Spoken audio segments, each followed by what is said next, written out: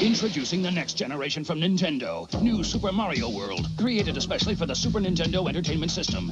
Throughout their console history, Nintendo typically worked on including a launch game that highlighted the power and capabilities of its hardware. The N64, for instance, had Super Mario 64, which included an opening shot of Mario as a 3D real-time render to interact with, while setting the bar for the quintessential 3D platformer. But by the Wii's release, something had changed in the philosophy for launch titles. Nintendo wanted to focus on primarily capturing the casual market, opting for games that were all-encompassing, from people who'd never played a game before to long-time gamers. And it shows. Wii Sports is a great dip into the water of gaming, but hopefully I don't offend anyone with such a controversial opinion. I think that Super Mario 64 is a better game than Wii Sports. I know. I'm sorry. It hasn't taken long for Wii Sports to start showing its age. The adverts where people so effortlessly had their motions mirrored in the game? Lies. The game was, and in some respects still is, quite a lot of fun. But in 2020, it's fair to say the game is unpolished. Thankfully, Nintendo didn't stop their efforts at just one attempt in this vein. Wii Sports Resort is a great sequel that you wouldn't necessarily expect. Motion Plus meant that the thing you thought you could do since the beginning was actually possible. The choice of games had bulked up, and the setting of Woohoo Island really gave the sequel an all-encompassing vibe. Wii Sports might be antiquated nowadays, but there's still much fun and enjoyment to be had with Resort. So it's no surprise that the concept continued further down the line, with a game following a very similar formula releasing on the same day as the Wii U. Nintendo Land, according to the developers, began production immediately following Wii Sports Resort's release, aiming to capture the same market. The setting distant from the resort and instead focused towards a park filled with Nintendo-themed attractions, but in many respects, it had a lot to share with Resort. It was a set of 12 minigames, ranging between single-player and multiplayer experiences, primarily played with Miis, and more or less a showcase of hardware as much as it was a game in itself. I wanted to put the signature launch titles of the Wii and Wii U against one another, but I think it'd be an unfair comparison to Nintendo Land's predecessor. The sequel of the predecessor that fleshed out the content fuller, on the other hand, that's got something to it. Wii Sports Resort versus Nintendo Land. Which is better? Now, I won't be assessing the two games based on merits that are rather unfair, like graphical quality. I've been able to instead come up with 5 overarching themes that both games aim to offer the player, which I can use to objectively analyse which game excels in which area. It's all subjective, but I'm also never wrong, and you can't prove otherwise. It's not to say Nintendo exclusively catered to hardcore gamers only before the days of the Wii and Wii U, but it was rather open in the advertising between the two consoles that the casual market was who the consoles were being marketed towards, whether it was successful or otherwise. And frankly, this is where I think Wii Sports Resort excels compared to Nintendo Land, as while I don't have a concrete study with all variables under control, I do have parents that don't really play games so much. My mum's extent of gaming comes from Brain Training and Wii Party, whereas my dad loves on-rail shooters while struggling when given the control to move his own self. By and large, they're a good example to see non-gamers' approach to play a game. Wii Sports Resort is no problem for either of them. They immediately get it, and there hasn't been a single part of the game thrown at them that they don't understand. The setting of Woohoo Island, reminiscent of a tropical holiday resort, is somewhat relatable, where you can do things in the game you'd typically do on holiday, like sword fighting and crashing an aeroplane. On the other hand, Nintendo Land can be a bit more of a struggle for my mum when given the Gamepad and playing some of the multiplayer games. I mean, I know Bernie Sanders, but who the fuck is Luigi? It might seem a bit facetious, but I do think there is a degree of inaccessibility for some people in a game devoted to other games. Though by and large, after 5 minutes, people immediately understand and enjoy what is on offer. You could perhaps argue Metroid Blast has a lot going on, especially compared to games in Resort, but my dad really likes it and has played the multiplayer versus against my sister a lot. Though on occasion it seems like the 3 movement is a bit too open for him. You'll likely have different experiences and opinions on the matter. I just know firsthand from family how one game was received over the other. Giving a non-gamer a Wii Remote and telling them to play bowling is simple and easy to understand. Giving a non-gamer a Wii Remote and telling them they're a Pikmin might be taken as a threat.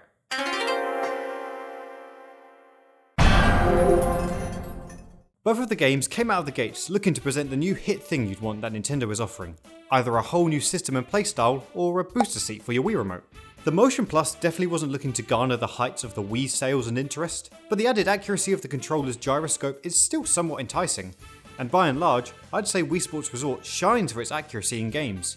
The most evident upgrade in hardware comes when you compare Wii Sports Tennis to Resort's table tennis. From memory, I thought the original at the very least let you control where your racket is, but no. Your Mii will meet the ball and position how you hit it. The motion control can effectively be replaced with a button, and nothing is lost. It's quite a clever masquerade to sell motion controls, when in reality there's no accuracy or, ironically, control to it. Table tennis, on the other hand, has a brilliant precision to the paddle. The included rotation gives the player a bit more manoeuvrability and options, which is indicative of the Motion Plus upgrade to the gimmick. Though there is still a dependence on the game to position the player, it gives significantly more choice to the player. I can return the ball with either a forehand or a backhand, and it will register it based on where I have my remote. Some of the games I did have issues with, however. Power skiing using the nunchuck felt it would have just been more accurate if it stuck with the remote and ditched the nunchuck, whilst frisbee and basketball had moments where what I expected to happen wasn't the case. That said, I give some credit to the age of the game and my remote potentially having a margin of error because of this. All in all, the Motion Plus accessory on a Wii remote is a very functional and well showcased feature for its game it debuted on. Going from it to a gamepad, however, is as hardcore a jump as you're ever going to experience from Nintendo. Try giving this thing to your grandparents after letting them shake a stick and pretend bowling for 5 minutes and they'll likely keel over. When I first looked at a gamepad, I admittedly thought it was a clunky and oversized controller that can't compare to a traditional controller. And while some complaints do pertain, functionally, the Wii U gamepad is a really solid controller. It's comfortable, I've not had many issues with it, and the features it showcases in Nintendo Land are done incredibly well. The major selling point I think Nintendo Land aims to achieve is to prove the fun and difference in asymmetrical multiplayer, which, in my humble opinion, is nailed tremendously in their competitive minigames. The contrast in the ability of controllers, or rather the lack thereof, means you can play games with such a difference in roles that it makes a game concept as simple as tag a lot more fun than you'd imagine. Outside of gaming possibilities, it also aims to highlight the features of the gamepad, even if said features aren't anything amazing. The touchscreen and gyro controls are just as functional in their role as the Motion Plus is for the Wii remote. Speaking of it too, when you have the option to use the Wii remote alternatively to the gamepad, while understandably reduced in features, it never feels lacking. And that's what tips Nintendo Land ahead for me. The Motion Plus overall achieves what it set out to do, but so did the gamepad, except the latter did so in a more interesting and better way.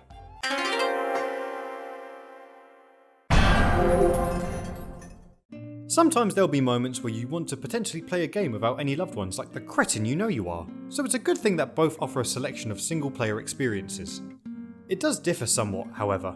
Barring modes exclusively to face one another, every one of the 12 options in Resort has a single player option, whereas Nintendo Land have half of their games strictly as single player only, a quarter of them strictly multiplayer only, and the remainder applicable to both.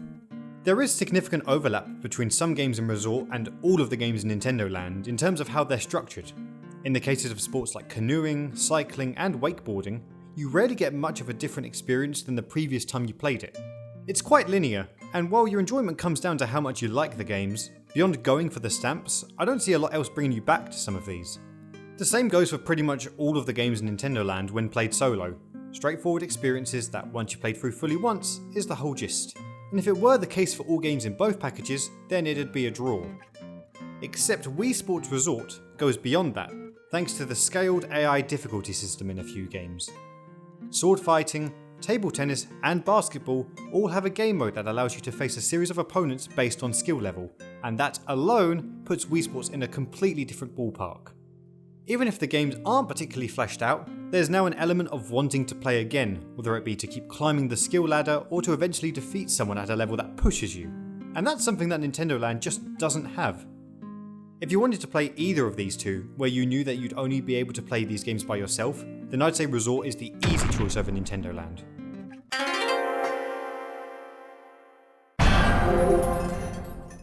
And if you had to pick between Wii Sports Resort or Nintendo Land just for multiplayer games, then you absolutely should pick Nintendo Land. The Wii U was the console of choice for me and my friends when having a games night to play with one another before the world went to shit, and I'd bring a vast array of games to choose from. While Wii Sports Resort gathered an hour's worth of dust, Nintendo Land had us playing for hours at a time, just swapping between the 3 competitive multiplayer games. Barring the dogfight minigame in Resort, there isn't a single sport to choose from that feels distinctly different and catered to a multiplayer experience. As a consequence to making every game in Resort playable for just one player on an entertaining level, this conversely negative consequence is that, excluding the obvious enjoyment you'd get with playing with people, it doesn't provide a wholly different experience. Sword fighting against your friends is a lot of fun, but is it something that you can't experience by yourself? No. And barring games that you directly compete against each other in multiplayer, the games with more than one player is turn-based as opposed to playing at the same time. Great if you only have one remote, but who only had one Wii remote? Whereas Mario Chase, the Luigi's Ghost Mansion, and Animal Crossing Sweet Day are all exclusively multiplayer, and the way these games are structured make them much more enticing. People nowadays love a game style where one person is given a different role to others, which Nintendo did a great job of in my opinion. There'd never been a bad time with these games, and the option to quick change the gamepad user kept it fresh to rotate between people. Oh, and there are 3 other games that are multiplayer. They're okay. Nintendo Land wins.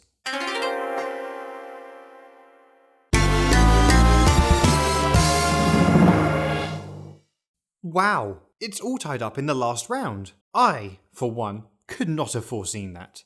This is easily the most subjective topic of the 5, so as an accessory to this, in order to flesh out my opinions more, I've got 2 other videos ranking the game's minigames in separate videos to elaborate on my opinions. Go watch them. Now. Also like and subscribe. But if you haven't, here's a quick summary of my opinion on every game.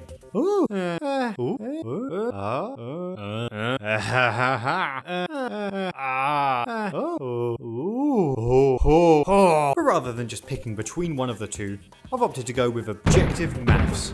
By calculating the mean between all minigames of a game, which I rated out of 5 in my own time, I can then see which game is rated higher.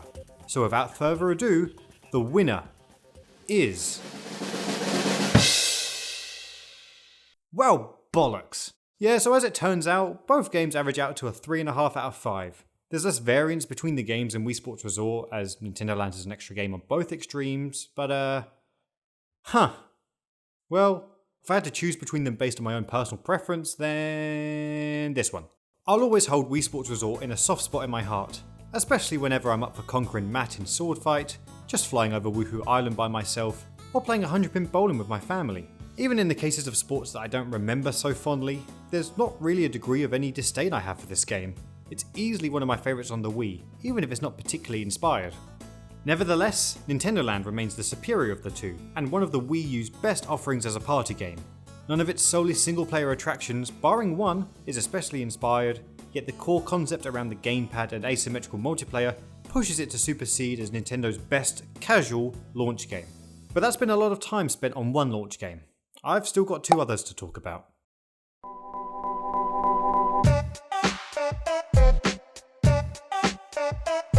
Thanks for watching if you made it this far.